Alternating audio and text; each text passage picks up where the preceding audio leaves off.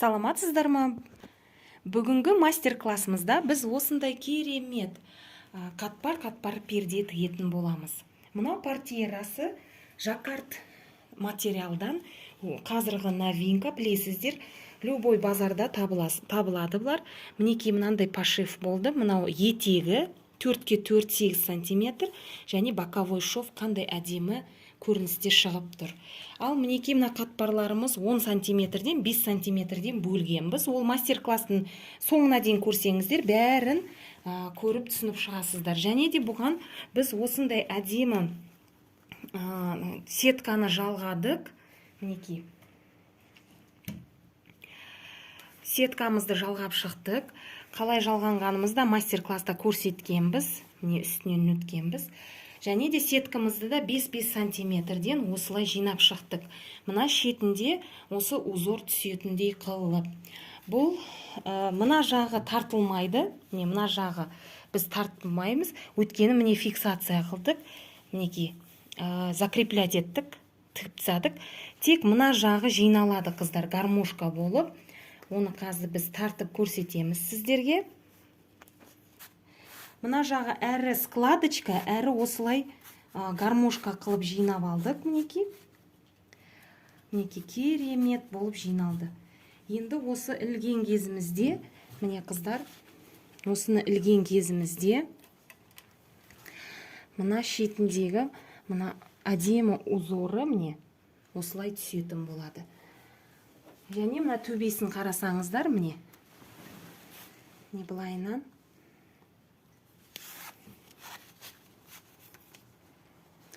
былайынан ілініп тұратын болады. Әдемі. Ал ішіндегі тюліміз сетка, белоснежный сетка болды. Міне боковой шовын бәрін өтекпен тоқтатып, бірден әрі оңай тез тігіп шықтық. Міне осылай жинап шықтық пердені.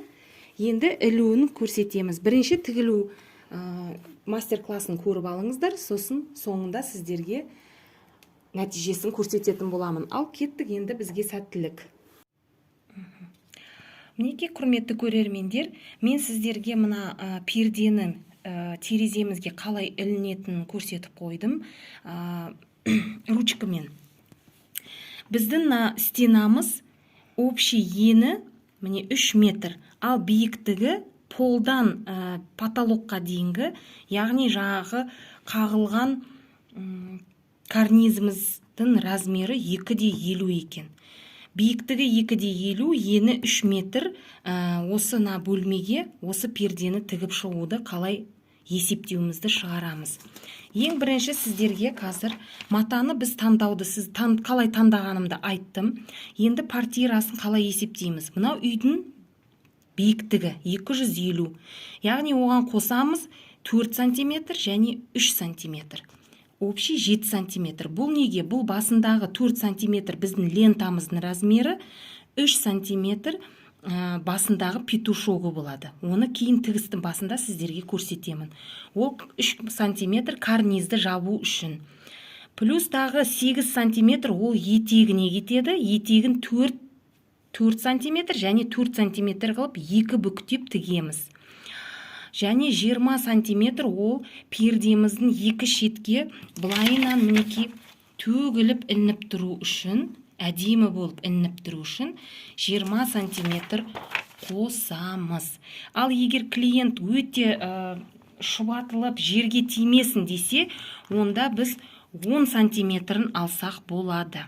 Мінекей.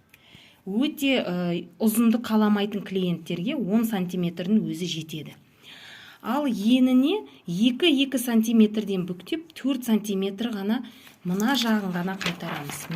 Мына жағын ғана 4 сантиметрден 2 қылып 4 сантиметрден 2 жағын қайтарып қоямыз. Мына жағын қайтарудың керек жоқ, өйткені бұл жерде өзінің жағы римский сетка вуалі болады. Солай. Ал енді мастер-классымызды общий мінекей біз портьераға 2,85 сантиметр алуымыз керек екен, биіктігі. Пердеге главный биіктігі, қыздар. Ал енін өзіміз жаңа лентамен реттеуге болады. Өйткені ол тюліміз портьераның артында болғандықтан, главный біз бірінші тұрған мына тюль емес, ал портьераны әдемі қылып шығаруымыз керек. Ал енді матамызды тазалауға көшейік.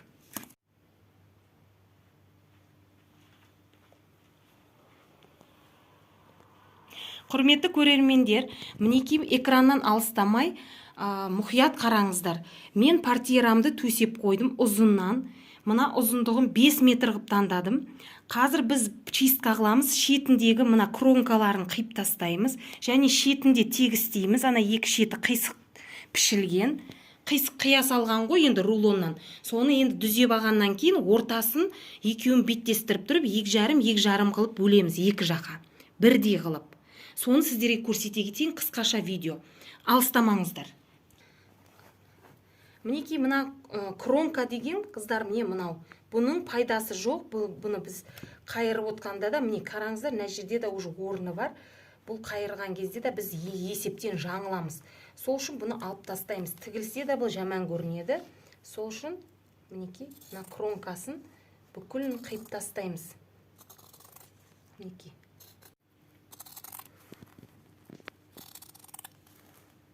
Міне көріп тұрсыздар, мына жағында міне етегінде дәл солай қылып кронкасын тазалап шығамыз. Түсінікті ғой.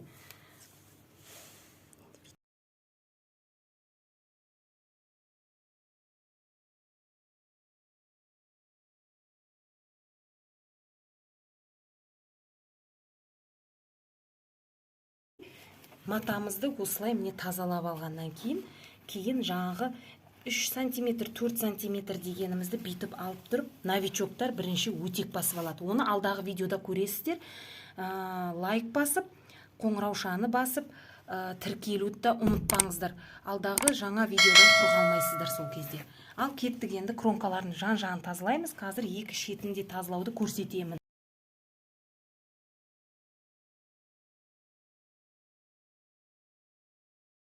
Қыздар, мына біздің шетіміз көріп тұрғандай, мына бір ромбектің ортасымен міне сыздым. Сіздерге көрініп тұрсын деп ручкамен сыздым. Мына видеоға. Мінеке қараңыздар, мына жағым мынандай болғанмен, міне қараңыздар, уже қисық кеткен. Көрдіңіз бе? Осыны әдемілеп тазалап, міне түзеулеп қиып алсақ, күшті болады. Ал енді осы сызықпен аккуратно қиып шығамыз. Бисмилла деп.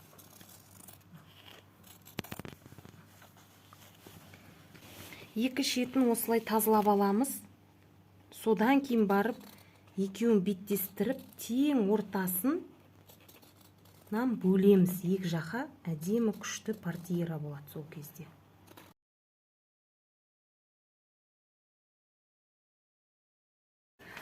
Мінекей, құрметті көрермендер, біз бірінші портьерадан бастаймыз. Мінекей портьераға біз мынандай матаны таңдадық. Және де бұны очистка қылдық, кронкілерін алып тастадық. Өлшеп, үйдің биіктігімен жаңа формулаға салып, общий 2,85 қып алмадық та, 10 сантиметр қостым. Өте қатты жерге шұбартырылып кетпесін дегенде кейін 2,75 деп алдым. 10 сантиметр алып тастасақ, 2,75 болады. Міне биіктігіміз 2,75, мына перденің. Ені, өзінің ені. Бұны былайына міне өтектеп, қыздар, міне мына. Мынандай қылып, односторонний складка қылып, жинап шықтым міне. 10 сантиметрден, мінеки 5 сантиметр болып тұр, көріп тұрсыздар. 10 сантиметр аламыз да, міне, сіздерге бүйтіп көрсетіп кетейін мына жерден. Мінеки. Мына 10 сантиметр мына жер. Және мына жағыда 10 сантиметр бүйтіп бүктеп, екеуін, екі портьераны бір-біріне қарама-қарсы қылып жинап шығамыз. Мінеке қараңыздар. Мына шеттерін да қайтаруын да бәрін міне өтектеп қойдым. Міне өзінің сызығы тұр. Және де мына етектерін да барлығын осылай өтектеп дайындап алдым. Мінеке қыздар. Бұл новичоктарға өте оңай болады. Және де нерв болмайсыздар, уақытыңызды құртпайсыздар. Бірден мына жермен 0,1 шоппен түсесіздер, болды. Қисық болмайды, идеальный шоп түседі. Мені боковойларын біз келіскенде міне 4 сантиметр, міне 2 сантиметрден, міне 2 сантиметрден бүктегенде 4 сантиметр болды. Ал мынау 8 сантиметр дегеніміз бұл етегі, міне 4 сантиметр. Сөйтіп 4 сантиметр бүккеннен кейін міне мынандай болып шықты. Бірден өтектеп аламыз, қыздар. Сол кезде бәрі оңай және тез болады. Енді бұл портьерамызға білесіздер, мынандай сетка алдық біз. Өткені мына жағы төгіліп, сеткіміздің, мына портьерамыздың мына жағына бет түсіп тұратын болады. Сол үшін бұны да жақсылап шеттерін өтектедім. Бұны қыздар бас жағын, міне мына портьераның мына жеріне қосып жіберу үшін, бұны да дәл солай қылып, міне өтектеп, инемен тоқтатып алдым, міне. Көрініп тұр, бәріңізге. Бұны 20 сантиметр қылып алдым, міне 10 сантиметрден бүктелді. 10 сантиметрден бүктеп шығамыз. Сол кезде мына шетіне мынау кестесі тұратты. Сол кезде мына кестесі шетіне түскен кезінде әдемі болып пердеміздің шетінде осылай қылып түсіп тұрады. Керемет перде шығарамыз, қыздар, оңай және тез. Бұның құпиясы біреу-ақ, тек алдын ала өтектеп аламыз. Көп мастер-класстарды көремін, енді олар жағы опытный швея болғандықтан, тігінші болғандықтан, бірден бас сала инені тығып алып тұрып, тігіп жатыр. Ал оны алдын тікпеген қыз-келіншектерге ол деген, олар да сөйтіп ойлайды, мен де сөйтіп бүктеп, өлшеп алсам болды, бітті екен дейді. Сөйтеді, қисайтып алады, нерв болып, қайтадан сөгітіп, қайтадан тігеді, ол болмай қалады. Сол үшін сіздерге менің кеңесім, бірінші өстіп өтектеп алсаңыздар, міне. Әрі идеальнен, әрі бірден тігесіздер. Енді қазір біз мына сеткіні, мына портьераған мына шетіне жалғаймыз. Қазір көрсетемін сіздерге. Міне, қыздар, мына портьерамыздың шетіне, мына шетін бетіп қойып тұрып, тігіп аламыз бірінші. Мына тіккеннен кейін, міне өздеріңіз ойлап қараңыздар. Мынандайынан болып іліп тұрады. Қатпар болып, осындай болып тұрады. Сосын бұған лента тігеміз.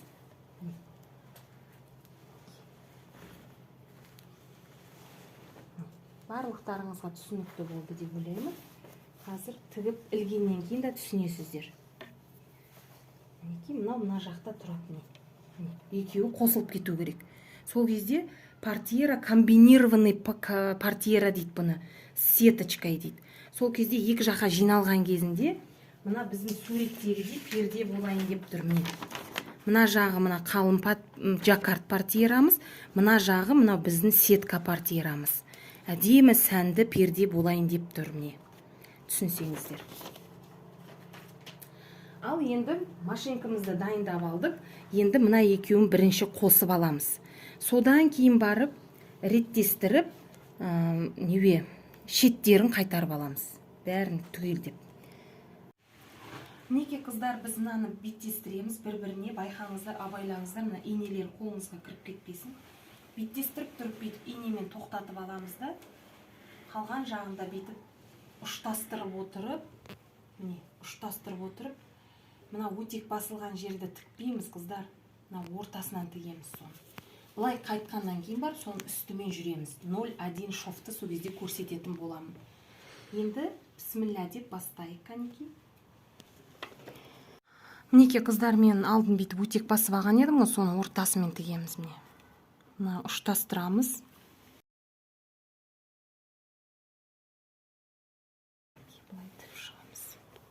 Бұлай тігіс болады, міне. Кейін бар, мына жағымен, бұлай қаратып, мына жағына 0,1 шоф түсіреміз. Сол кезде білінбей қалады.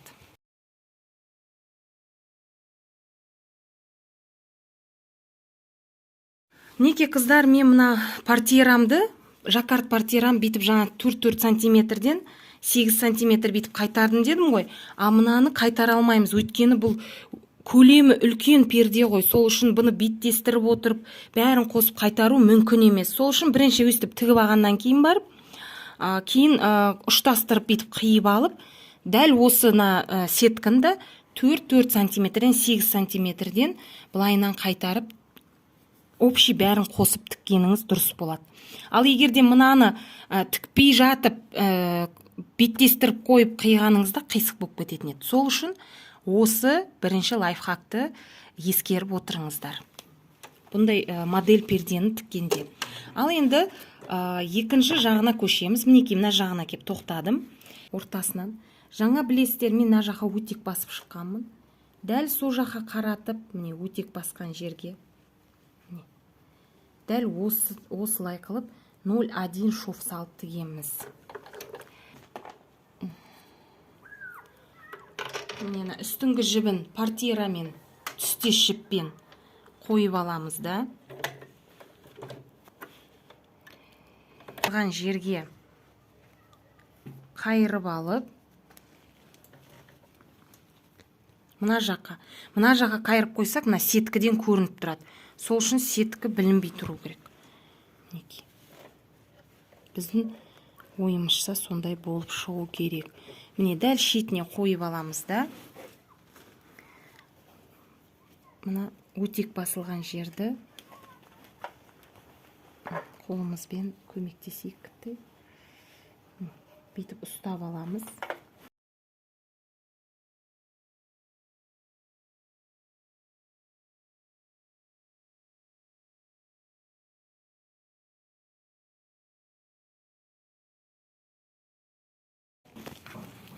Мінекей мынандай шов болады. Міне, көріп тұрсыздар ма?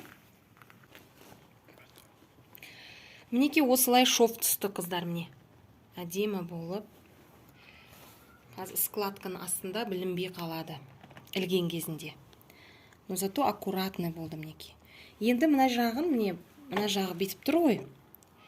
Осыны бетіп аламыз да, міне, мынаны былай қаратып қосып жібереміз, бітті. Астына кішкене складка болады ортада, қалған жері міне. Сосын одан алдын біз мына жағын оверлокқа салып аламыз мына. Артқы жіптерін қиып тастаймыз да, аккуратный вид қыламыз. Сол үшін қазір оверлокқа салып аламыз. Мінекей. Осылай қойып алып, мына шетін оверлокпен тоқтатып аламыз.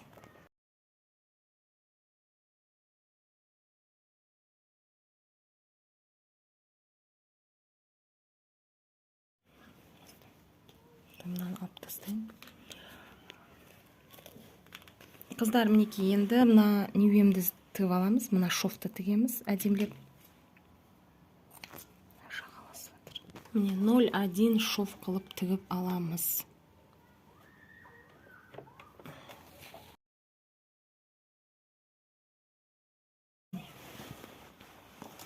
Мінекей шетіне қойып тігеміз. Астына жіберіп. Мінекей өтек басып алғанның бір жақсы жері, қыздар. Бүйтіп қайырып, өлшеп отырмайсыздар, уақыт кетіріп. Міне дәл сол жерден тігіп кете бересіздер. Қыздар, міне 0,1 шов, міне. Сыртынан осылай көрінеді. Осылай тікесінен тігіп шығамыз. Мінекей, қыздар, мына жағын біз жалғап болғаннан кейін, жаңа айттым ғой, мына сеткіміз артық болды деп. Сол үшін енді бәрін беттестіріп, былайынан қайтарамыз, міне шамалап осы неуемен бірдей қылып, сөйтіп өлшейміз. 10 сантиметрден, бәр жылық жағына 10 сантиметрден өлшеп, мінекей өтек басып, дәл сол жерге түзу сызық түсіреміз, мінекей. 10 сантиметрден мен қайырып, барлық жеріне осылай өтек басып, түзу сызықты түсіріп алдым. Ешқандай қалам, ручка керек емес сызудың. Былай қылсаңыз, міне сызығы тұр. Дәл осыны енді қиып аламыз.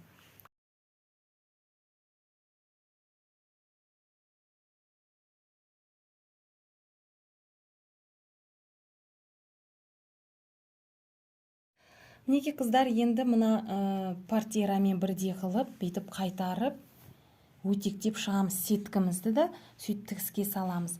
Енді біздің Жаноми машинкамыздың оверлогы осындай болады. Басқа түрі жоқ бұның. Енді менің жаңағыдай қымбат машинкам жоқ, сол үшін мен осылай тігіп, осылай тоқтаттым. Мінекей. 2 рет жүрдім мына жерлерде енді. Енді машинкамыз сондай болғаннан кейін сондай қылдым былай.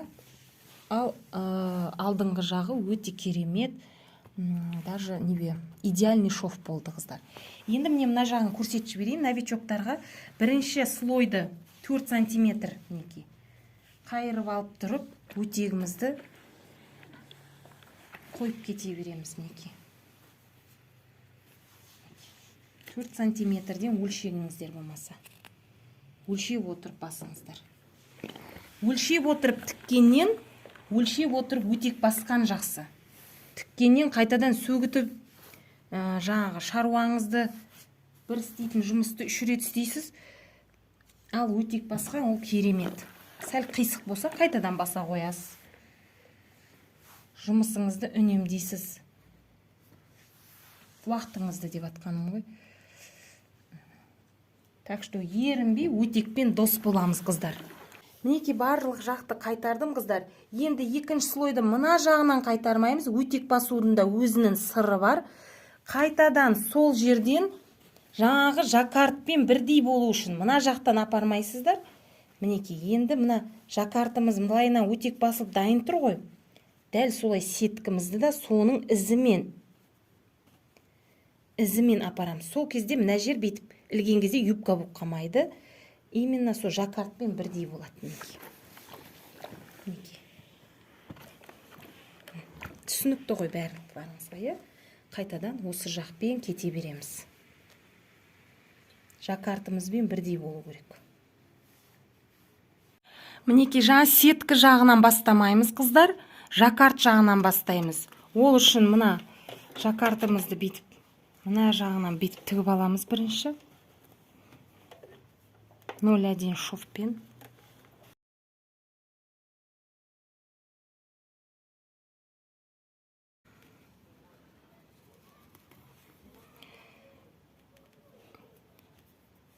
Мына жағын бетіп түйіп аламыз. Ішіне қаратып, 2 рет. Мына жағымен кетеміз. 0,1 шов деген осы.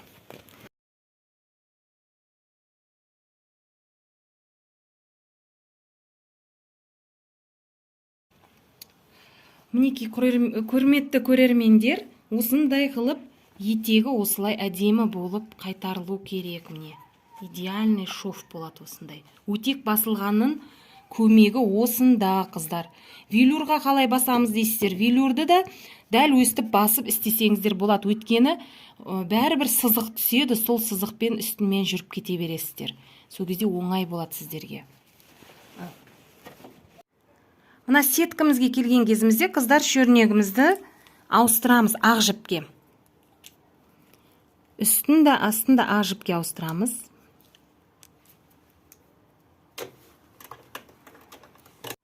Ақ жіптерді ауыстырып болған соң, мінекей бүйтіп қолымызбен дүзеп алып,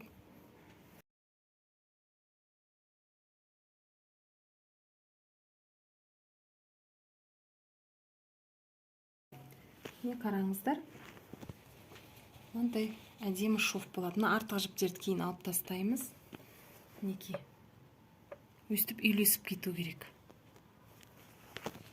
Мінекей қыздар, осындай шов болды. Міне мынау жаңа боковой шов. Мінекей мынау боковой шовымыз. Міне. Ал енді мынау етегіндегі шовы. Міне біздің сеткімізге дейін тігілді. Бұл жерде масқара бір тігінші болудың қажет жоқ. Тек қана жаңа мен айтқандай өтекті қолдана біліңіздер. Міне осылай инемен жинап шықтым қыздар. Міне артын алдын өтектедім. Сосын мынау міне сеткам. Бағанағыдай ұмытып кетпейміз мына сетканы былай тығып жіберуді. Содан кейін барып лентамызды қоямыз. Міне лентамыздың размерін мен 4 сантиметрлік лента алдым. Өйткені карнизі бар екен. жаңағы невені жауып тұратын. Міне дәл осылай қылып орнатамыз. Мына 1 сантиметр қыздар ол петушок. Енді кейінгі бір басқа комнатаға көшіргенде мына пердені басқаша бір карниздер болса, соны жауып тұрады карнизді. Мінекей. Петушок қалдырамыз. 1 сантиметр мына жаққа тігіп жібереміз. Мінекей. Дәл өстіп қойып, машинкеге бірден зырылдатып тігеміз. Бірақ мына жақты ұмытып кетпеуіміз керек. Жаңа мен айттым сіздерге. Қазір осыны бір тоқтатып алайын мына жерге. Міне мына сеткімен портьера жалғанған жерді сеткіні астыға жібереміз. Міндетті түрде портьераны үстіне.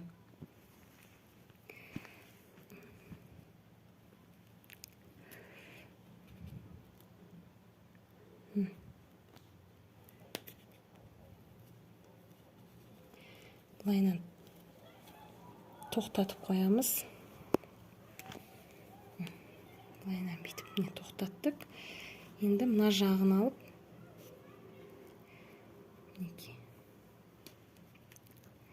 мына жеріне тоқтатамыз. Сол кезде міне бұлайынан портьерамыз білінбей қалады. Қыздар, мұнан асты серый болғандықтан серый жіпті қойып аламыз. Үсті ақ болады. Жібімізді туырлап алғандықтан міне қолмен бейтіп портьерадан бастаймыз, сеткіден бастамаймыз. Сол үшін міне қойып алдық. Бұлайынан міне мына ұмды да қайтардым. Астына көріп тұрсыздар, қайтарып тұр. Ал енді бірінші үстіңгі жағын тігеміз. Складкілерімізді ұстап отырып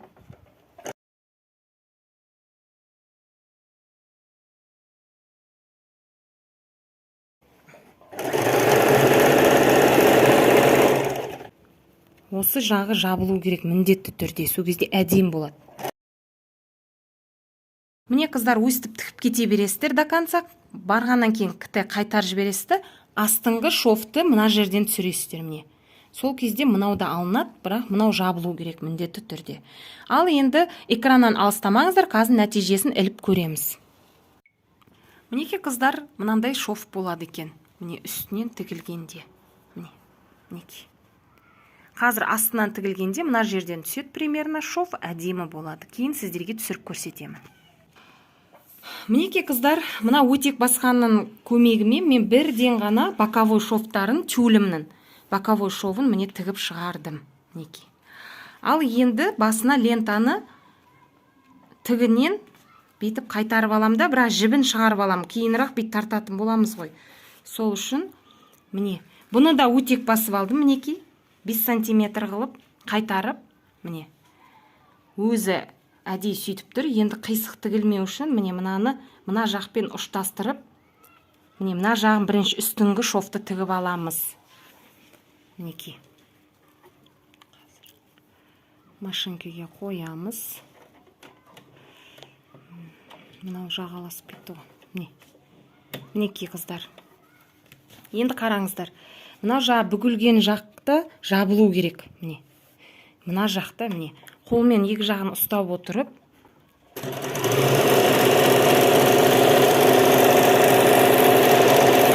дымда қиыны жоқ. Тек қана міне мына кесілген жақ мынандай қалмау керек. Міне мына жақ. Міне ұшпа ұш боп әдемі болып қолмен дүзеп отырып мынандай қылып линейкамен бейтіп қайырып отырудың қажеті жоқ. Уақытыңызды үнемдейсіз. Өстіп бірден өтек басып алсаңыз, жаңа басында айтып жатырмын ғой, қайта қақсап өтекпен дос болыңыздар.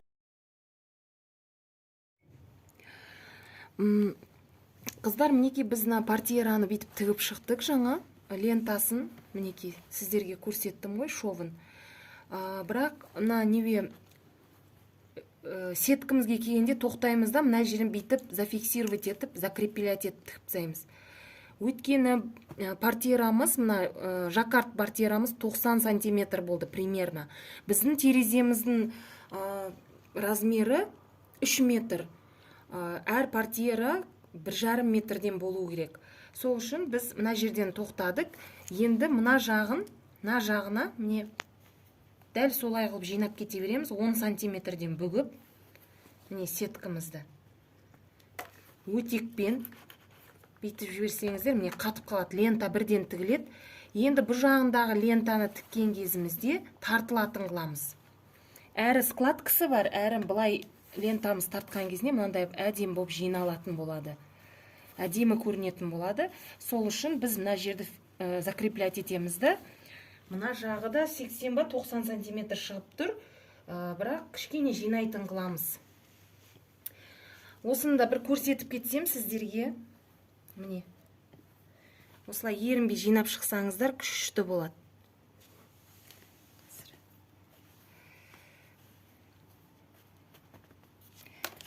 Неке былайына өтекті басып-басаңыздар, тегіс әдемі болып шығады.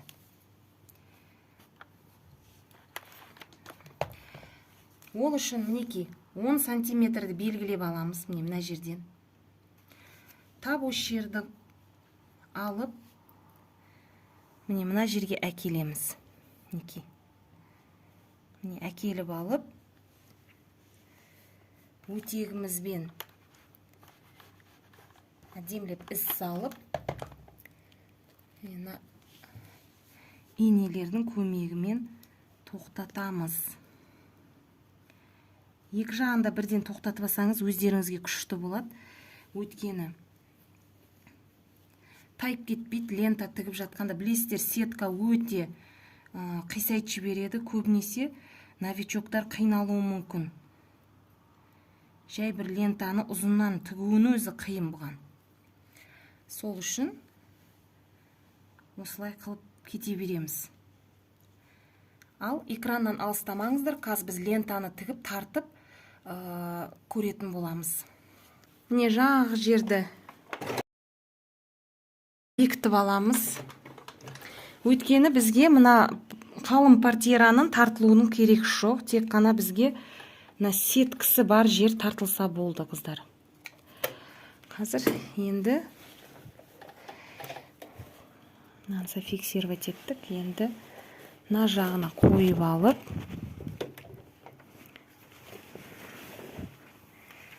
мына сеткімізге қойып тіге береміз, тігіп кете береміз.